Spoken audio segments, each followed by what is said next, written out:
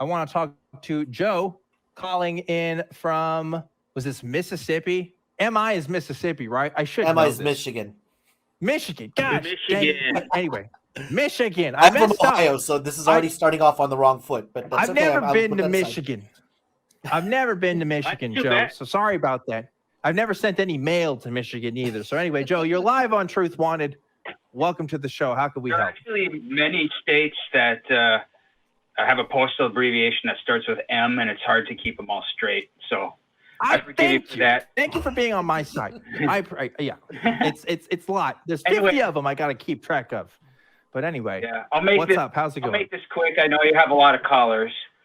I was staying at my buddy's house for a few days once, and he lives in the woods, and he had to go work all day, so I didn't have anything to do. So I borrowed his mountain bike, and I was just cruising down all these roads and through the woods, and I was cruising down this road pretty quickly, and every once in a while a dirt road or a driveway would intersect the road I was biking down. And as I was passing this road or long driveway, I looked over and I saw a human figure, and it was walking in a stereotypical zombie type fashion, and it had this like weird long greasy hair over its face. And I would guess that the figure was maybe 20 yards away from me. And so I passed it, and I was like, wow, that was weird. Who the hell is that? And so I turned around, I went back to that road or driveway, and it was gone. Ooh. Now, I'm an atheist and a skeptic, so I don't believe what I saw was a ghost or a zombie.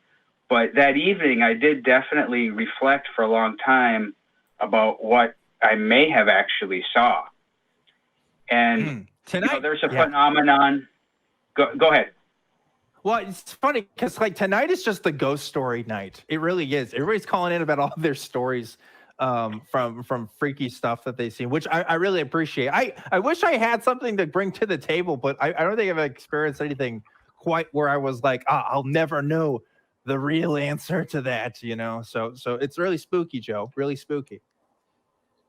Yeah, and what I was thinking of afterwards is, I was going pretty quickly on my bike, and the amount of time I was actually looking at it was probably less than 5 seconds. And there's the phenomenon of people looking at clouds and seeing faces or shapes, things like that.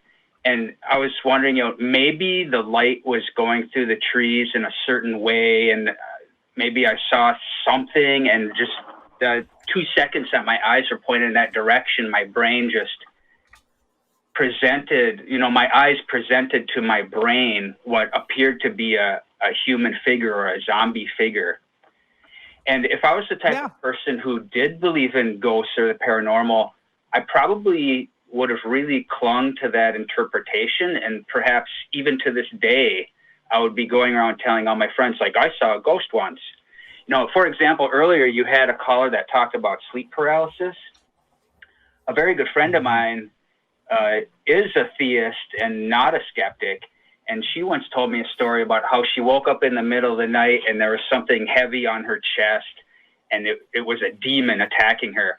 And that was just textbook sleep paralysis. Yeah.